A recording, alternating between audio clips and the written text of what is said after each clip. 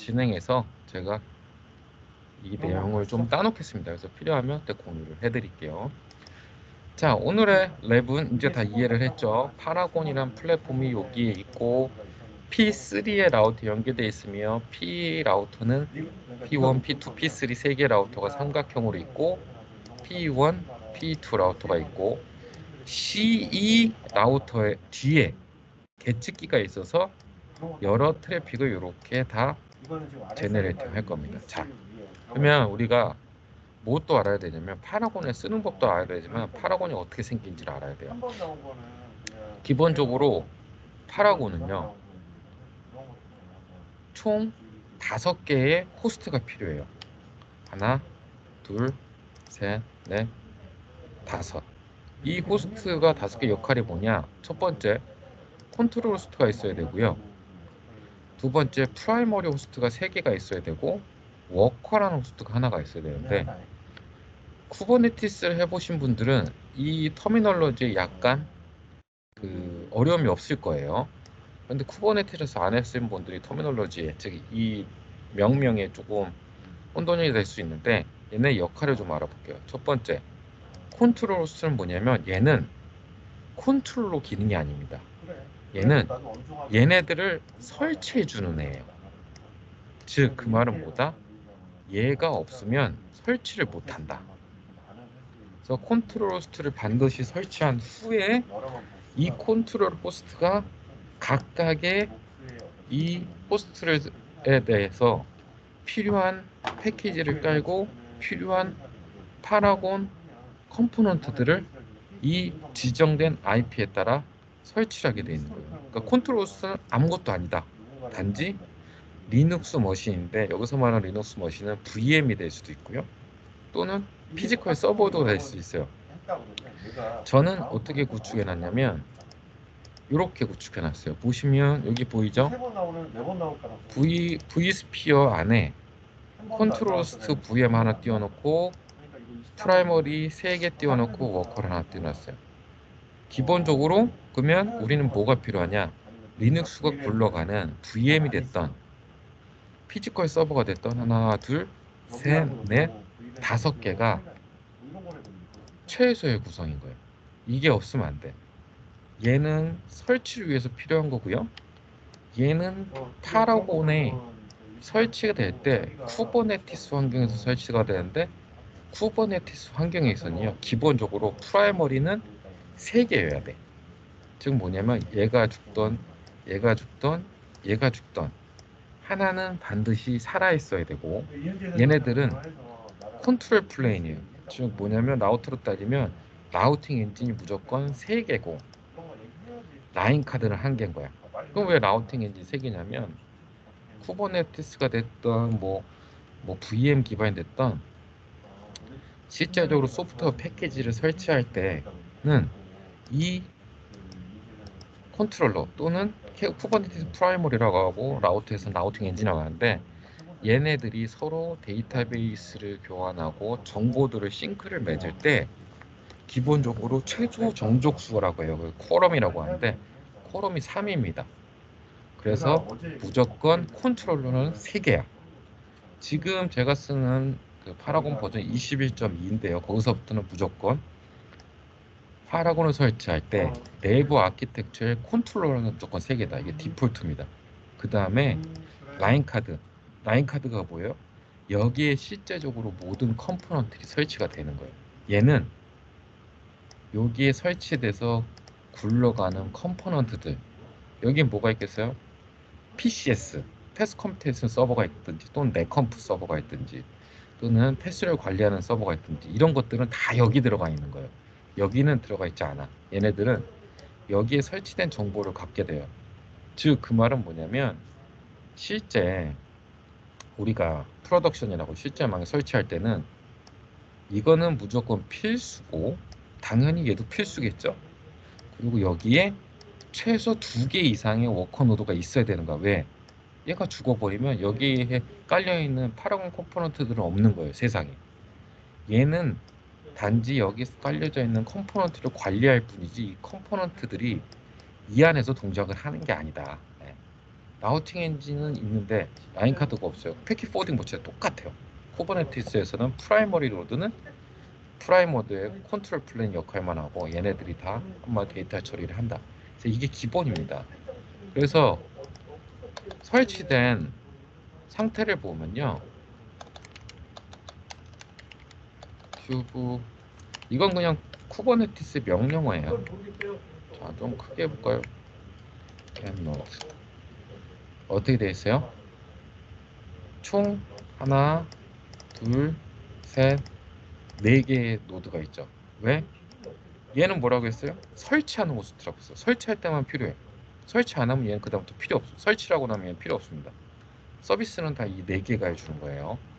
그래서 마스터 노드 하나, 둘, 셋, 그리고 워커 노드가 있고 얘는 아무것도 안 한다. 워커 노드에 설치된 컴포넌트들이 살아있는지 한마디로 핑 체크하고 그러는 거예요. 서비스는 다 여기서 이루어진다. 그리고 여기에 구성되어 있는 서비스들이 오늘 뭐 쿠버네티스 그거에 대한 설명보다는 아키텍처를 설명을 해드릴 거고 쿠버네티스는 좀 각자 공부를 해야 돼요. 여기에 설치된 컴포넌트들이 얼마나 많냐 보시면 자 하나씩 봐보겠습니다. 쭉 가면 뭐 커먼한 패키지 안에는 뭐 IAM, 카프카가 뭐 들어가 있고 여기 보면 EMS란 패키지 안에는 디바이스 매니저 같은 뭐 디바이스 매니저 이미지 관리하는 놈, 스토리지 관리하는 놈 있고요. 엠바서드 패키지 안에는 이 앞에 있는 걸 패키지라고 생각하시면 돼요. 실제적으로는 리눅스 네임스페이스인데 그건 좀 어려운 말이니까 패키지라고 보시면 되고 패키지가 여러 개 있고 그 안에 또 서브 패키지 이렇게 들어가 있어요. 엠바서드란 패키지, 오딘 로그란 패키지가 있고 커먼이란 패키지가 있고 EMS란 패키지가 있고 대충 짐작을 하면 EMS는 장비를 관리하는 거니까 뭐 디바이스 DB라도 이런 게 있는 거예요. 그리고 디폴트란 패키지가 있고 이렇게 디폴트란 패키지가 있고 또 노스스트란 패키지가 있어요. 노스트란 패키지는 뭐겠어요? 파라곤 오토메이션 플랫폼 안에 들어가 있는 실제 패스 컴퓨테이션 엔진이에요. 제가 첫 세션 때 뭐라고 했냐면 노스스타가 있고 헬스봇이 있었어요. 근데 그게 파라곤으로 그냥 다 들어왔다. 근데 어떻게 들어왔냐? 쿠버네티스 환경으로 디플로이 즉 설치가 되면서 들어와서 파라곤이라는 네임으로 리브랜딩이 된 거고 기존의 노스스타 헬스봇은 파라곤 패스파인더, 파라곤 인사이트 이름만 변경이 된 거예요. 그래서 내부에서는 이런 노스스타 패키지 안에 이렇게 PC 서버라든지 PC 뷰어라든지 이런 패스트 컴퓨테이션 서버예요. 이거는 넷플로디라든지 넷컴프디라든지 이런 서브 패키지를 깔리고 룩셰프라는 이건 뭐예요? 리눅스에서 파일 관리, 파일 시스템 관리하는 거죠. 그리고 큐브 시스템이 깔리고 이렇게 보면 헬스봇이 깔리고 즉 하나의 컴포넌트들을 여러 개의 컴포넌트 안에 그 안에 또 세부 컴포넌트들이 어떻게 깔리냐면 컨테이너 기반으로 이렇게 깔린다. 이것을 뭐 확인하는 명령어는 kubectl이고 getPad에 저 컴포넌트 네임에 따라서 우리가 어떤 파드들이 살아있는지 죽었는지 보려면 이렇게 쿠버네티스 명령을 써서 확인해야 되기 때문에 기본적으로 파라곤을 여기 계신 분들이 고객이 팔 때는 셀링을 할 때는 설치 서비스를 받는 게 맞다. 아니면 직접 이거를 공부를 해서 자기가 다 설치를 했는데 녹록진 않겠죠. 그래서 설치하는 서비스를 기본적으로 받고 소프트웨어 패키지에 대해서 그리고 그 안에서 뭔가 튜닝 작업이 필요하면 PS 서비스를 받아서 같이 견적에 묻어서 세일즈한테 말해서 견적에 설치 서비스하고 튜닝 서비스를 꼭 반드시 묻어 놓는 게 좋습니다라고 말을 하는 게 좋아요. 아니면 자기가 직접 쿠버네티스를 공부를 했다 그러면 보면 되는 거예요. 왜냐하면 이 쿠버네티스를 볼 때 명령어들이 여러 개가 있는데 예를 들어서 뭐 이런 명령어들이 있다. 이 명령어가 뭐냐면 실제 내부 컴포넌트 안에 있는 서브 컴포넌트를 관리하는 IP인 거예요. 이 IP들은 정해져 있어요. 쿠버네티스 안에서는. 근데 이 IP들이 있고 또 보면 또 이런 이상한 또 다른 IP들도 있어. ERP는 또 뭐냐면 밖에서 나를 보고 들어온 애들. 그래서 내부의 아키텍처가 좀 복잡하진 않은데 공부할 시간이 많이 소비되니 급할 경우는 PS 무조건 놓고, 뭐 그렇지 않고 랩에서 내가 하고 싶다 하는 거는 자기가 실적 쿠버네티스 공부를 해서 하면 됩니다. 그래서 기본적으로 설치할 때는 이렇게 5개 호스트가 필요한데, 이거는 VM이어도 되고 하나의 피지컬 서버여도 돼요. 하나의 피지컬 서버는 베어메탈이라고 하죠. 근데 베어메탈로 서버를 5개 만드는 건 너무 불합리하니까 저희 매뉴얼에 서버당 성능이 CPU 몇 개, 8개, 뭐 12개, 메모리는 뭐 128기가 이상, 뭐 하드디스크는 뭐 500기가, 500기가에 뭐 그 엑스트라로 하드디스크 하나 더 구조된다, 이런 내용들이 있는데 그걸 보고 하면 되는데요. 저 같은 경우는 어떻게 했냐, 예를 좀 들어드리면 하나의 그 피지컬 서버 안에 5개의 이렇게 VM을 그냥 다 만들어서 썼어요. 예를 들어서 한번 보여줄까요? 실제적으로 SE들은 이런 게 되게 궁금하거든요. 처음에 설치할 때. 설치할 때부터 막히면 안 되니까 고객을 데모를 하려면 실제 설치한 경우는 좀 봐야 되니까 한번 봐봅시다.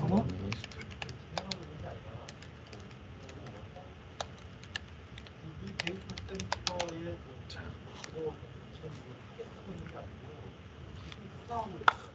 제가 쓰고 있는, 우리 회사에 쓰고 있는 EXXI VM웨어 vSphere 밑에 약 4개의 피지컬 서버가 있어요. 보면 자, 이렇게 하나, 둘, 4개인데 저는 여기 한 대에다 다 깔아놨어요. 한 대 안에다가. 얘는 성능이 어느 정도 되냐면 CPU가 몇 개짜리죠? 24개짜리인가? 예, CPU가 32개짜리고 메모리는 256기가짜리고 스토리지는 약 3테라짜리인데 여기에 파라곤을 다 깔고 쓰고 써 보니까 어느 정도가 남냐? CPU는 약 16개 정도, 약 50% 쓰고 있고요. 하나의 피지컬 박스 안에 메모리는 약 162기가 쓰고 있고요. 스토리지는 좀 많이 쓰고 있어요. 이렇게 많이 잡을 필요는 없는데 일부 좀 많이 잡아놨어요. 처음에 설치할 때 각각의 세부 사항을 좀 보면, 자, 설정 편집을 들어서 보면 하나당 CPU 8개 선언해놨고 메모리는 64기가, 하드디스크 350기가 하나, 하드디스크 꼭 2개 써야 돼요. 그 스토리지 때문에. 그래서 꼭 2개를 파티션 되지 않은 걸 쓰면 알아서 깝니다. 즉 VM을 5개를 만들어 놓고 CPU 8개, 각각의 CPU 8개, 메모리 64기가, 하드디스크 350기가, 50기가짜리 이렇게 분리해 놓고 이 컨트롤 호스트를 통해서 설치만 하면 되는 거예요. 즉 5대에 동일하게 리눅스만 깔아놓고 IP만 심어져 있고 필요 간단한 패키지들이 있어요. 근데 패키지는 제가 해보니까 실제로 크게 깔 건 없어요. 그러니까 리눅스를 5개 깔아놓고 이 컨트롤 호스트에다가 얘네들에 대한 IP만 지정해 놓으면 이 컨트롤 호스트가 알아서 SH 들어와서 다 깐다. 예. 종종 실패가 나긴 합니다. 그렇지만 한 3-4번 그냥 리트라이를 해버리면 설치가 됩니다. 자, 여기까지. 질문 있는 사람. 강윤희 차장.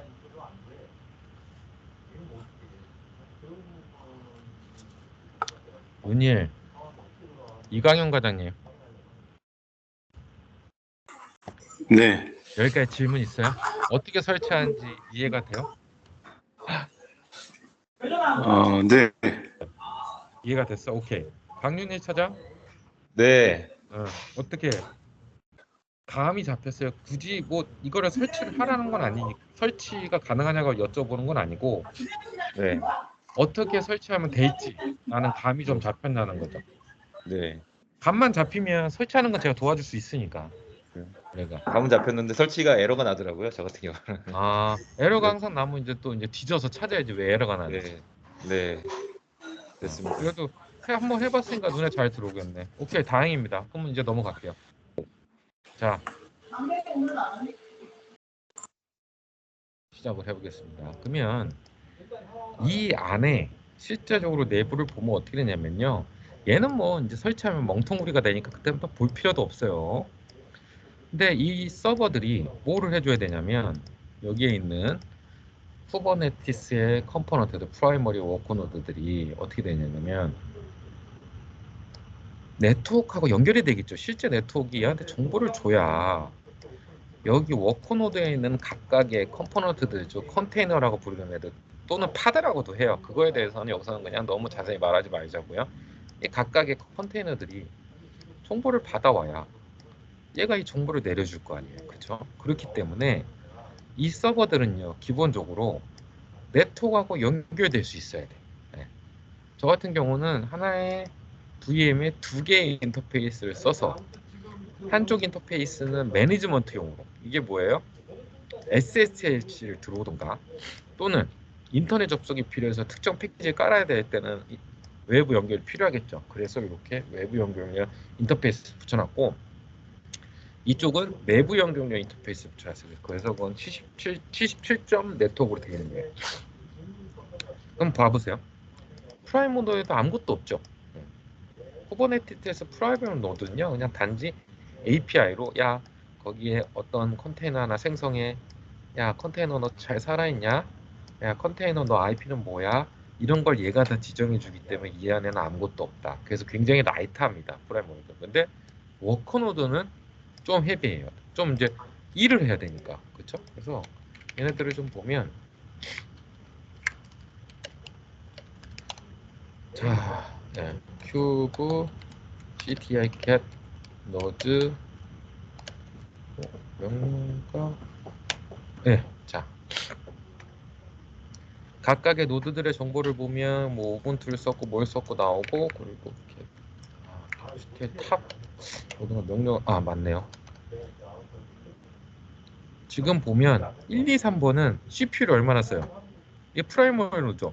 4%, 3%, 3%밖에 안 차죠. 근데 이 45번 얘가 워커 노드거든요. 얘는 40% 쓰죠. 메모리도 많이 쓰고. 그렇죠? 실제적으로 일은 얘가 다 해서 그런 겁니다. 그래서 얘가 당연히 실제 환경에는 여러 개가 있어야 된다. 저 만약에 이게 죽으면 서비스는 끝인 겁니다. 모든 컴포넌트 여기 다 있다. 자, 그게 쿠버네티스의 아키텍처였고, 여기는 그 내용들이 어떻게 이 워커노드에 뭐가 들어있는지 설명하는 거예요. 자, 그러면 우리가 이제 드디어 파라곤의 설치 과정을 좀 알아봤고, 파라곤이 기본적으로 쿠버네티스 기반으로 돌고, 모든 서브 컴포넌트들은 메인 컴포넌트 안에 있는 서브 컴포넌트는 다 컨테이너, 다 파드 형식으로 되어 있다. 실제적으로 배포할 때는 디플로이먼트라는 거 기술을 쓰는데 쿠버네티스에 그것까지는 할 필요 없지만 다 컨테이너 파드 베이스로 되어 있다는 것만 기억을 하고요. 처음에 파라곤을 열면 화면이 이렇게 나옵니다. 그 안에서 패스가 몇 개 있는지, 어떤 디바이스들이 있는지. 자, 근데 이 파라곤이 에 대해서 뭐가 들어있는지 봐야 될 거 아니에요? 이런 when SDN 컨트롤을 제한할 때 항상 물어보는 RFP 항목이나 기술 요건들이 있어요. 장비 관리가 어떻게 됩니까? 그러면 우선 처음에 이걸 설치하면요, 여기 탭이 없어. 라이센스를 넣기 전에는 이 탭들이 다 생기지 않습니다. 라이센스에 따라서 네트워크 플래닝, 모니터링, 요거는 뭐예요? 라이센스에 따라 쓸려요. 말 그대로 플래닝이라는 거는 파라곤의 플래너고, 네트워크라는 거는 파라곤의 패스파인더고, 모니터링이라는 건 파라곤의 인사이트예요. 저는 이 세 개가 다 되는 라이센스를 지금 넣어놨기 때문에 데모용으로 요 세 개의 탭이 보이는 거예요. 설치하고 나면 이 세 개의 탭이 안 보입니다. 라이센스를 데모 요청을 저희 주니퍼 SED한테 해주면 한 달짜리 라이센스, 데모 라이센스 발급해 줄 거예요. 담당자를 통해서 하면. 그러면 그걸 두면 이렇게 보인다. 꼭 넣지 않으면 설치가 잘 됐더라고 해도 아무것도 보이지 않으니까 아무것도 할 수 없어요. 소프트웨어들은 대부분 그렇습니다. 자, 그러면 얘네들이 뭔 기능이 있냐? 들어가면 첫 번째 디바이스 관리 기능이 있어요. 클릭해 보면 어느 정도 수준의 EMS는 다 돼요. MPC, 타입, 인터페이스가 뭐가 살아있고 죽어있는지 나오고, 인벤토리 정보들, 샤시, 하드웨어 이런 게 나오고요. 인터페이스 정보 쭉 나오고요. 어떤 소프트웨어를 뭘 쓰는지 이렇게 쭉 나와요. 그리고 저번에 말씀드렸듯이 컨피그레이션 템플릿을 내가 마음대로 만들어서 이렇게 어떻게 할 수 있다. 그래서 이렇게 설정을 해서 OKML 설정을 적용할 수 있거나 또는 이런 템플릿도 여러 개 만들 수 있다. 그래서 예를 들면 이런 SSH 관련 설정도 이렇게 넣는 거고, 이런 설정들은 어디에 있냐면 네, 컨피그레이션을 만드는 곳 쪽에 가면 이거를 내가 만들 수 있는 거예요. 그래서 기본적으로 단순한 EMS 기능이 들어가 있으니까 그 EMS 기능을 통해서 장비에 대한 모니터링이 어느 정도 된다 라는 걸 알고 있으면 돼요. 우리 만약에 뭐 스위치를 봤어요. 이렇게 나오죠. 스위치에 살아있는 포트, 죽어있는 포트 이렇게, 그쵸? 여기에 등록하는 애들은 다 나온다고 보시면 돼요. 그래서 처음에 라이센스를 놓고 디바이스를 등록을 해버리면 이렇게 우리가 어느 정도 EMS 기능이 되니까 웬 SDN 컨트롤 말할 때 항상 이런 것들을 물어보니 어떻게 대응할지는 이 정도 수준에서는 대응이 가능하다.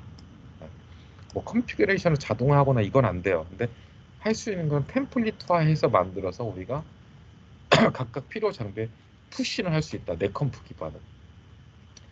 그리고 왼쪽에 보시면 모니터링이가 있고 네트워크라는 게 있고 플래닝이라는 게 있어요. 그럼 파라곤 플래는 거고, 이거는 뭐라는 거라고 했어요?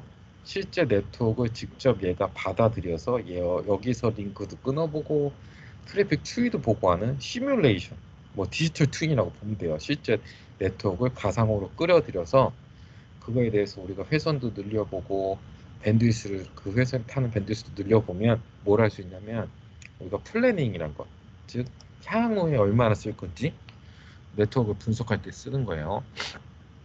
그리고 우리가 주로 봐야 될 게 네트워크. 이게 파라곤 패스파인더예요. 디바이스를 등록하게 되면 이렇게 나와요. 자, 이렇게 디바이스들이 디스커버리를 자동으로 합니다.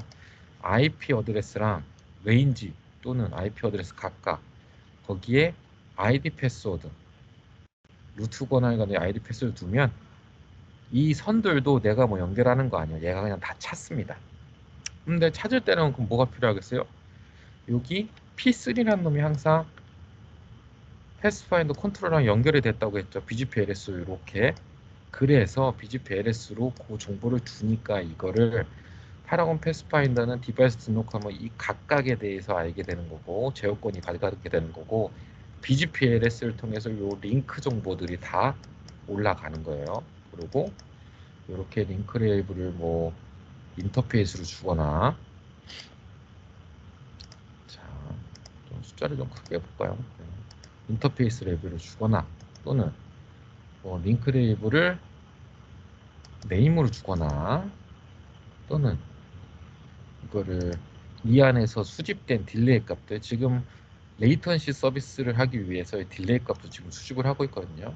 딜레이 값들을 주거나 또는 슬라이스를 주거나 또는 시드를 주거나. 근데 지금 버그가 있어요. 그 SR 시드를 링크에 이렇게 보여주게 하면 뭐 너무 많이 나와. 그래서 이거는 좀 코스메틱한 버그가 있다. 우리는 그걸 코스메틱 버그라고 하죠. 서비스에 영향을 안 주는데 보기 싫은 거. 예. 매트릭을 이렇게 보거나 이렇게 편하게 볼 수 있어요. 우리 대부분 많이 보겠죠. 이렇게 인터페이스. 자, 그리고 모니터링은 뭐가 있냐? 그 장부애들을 모니터링하는 파라곤 인사이트 기능이 들어가 있어요. 기본적으로 설치를 하게 되면 모든 이 파라곤 패스파인더가 디스커버리한 모든 디바이스에 대한 기본적인 모니터링을 얘가 합니다. 예를 한번 들어볼까요? P1, 네. 그리고 뭐 PE1 이렇게 장비별로 그룹별로 한번 할까요? 기본적으로 이렇게 내가 디스커버리한 장비에 대해서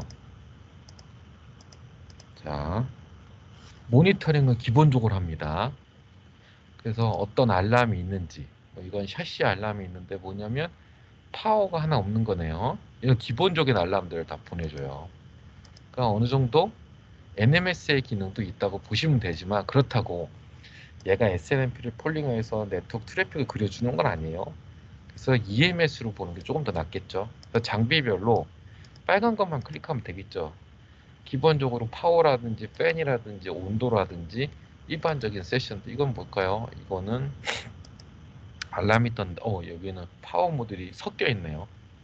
이런 운영자가 체크해야 되는 명령으로 체크해야 되는 게 이렇게 비주얼로 되어 있고 빨간색만 우리는 보면 되겠죠. 빨간색 보면 얘는 하나는 너무 어리고 하나는 파워 인풋이 없으니까 빨간색 떴네요. 얘는 뭘까요? 얘는 보면 이거는 팬트리가 옛날 거 꼽혀져 있다고 나오네요. 이런 것들. 그래서 우리가 디바이스만 디스커버리 하게 되면 네트워크 토폴로지 이렇게 그려주고 모니터링 안에 그룹 안에 기본적으로 우리가 발견한 장비들에 대해서 다 이 정보를 불러오게 된다. 자, 여기까지가 이제 기본적인 파라곤의 설명이었어요. 자, 그러면 다시 들어가서 이 광현 과장님 오늘 엄청 많이 부를 건데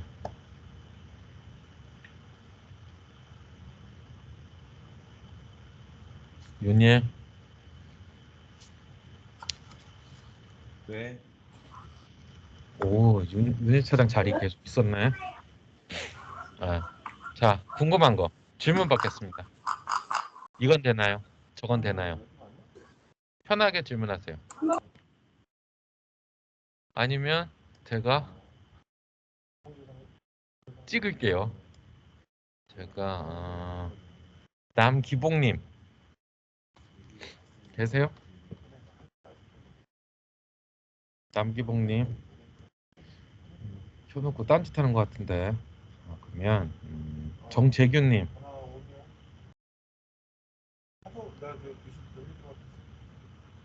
재균 네 그러면 송지웅님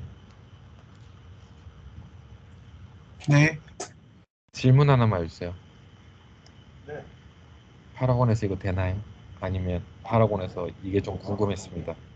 아니면 여태까지 한 내용 중에 뭔가 좀 이해가 안 되는 게 있어요. 이런 거.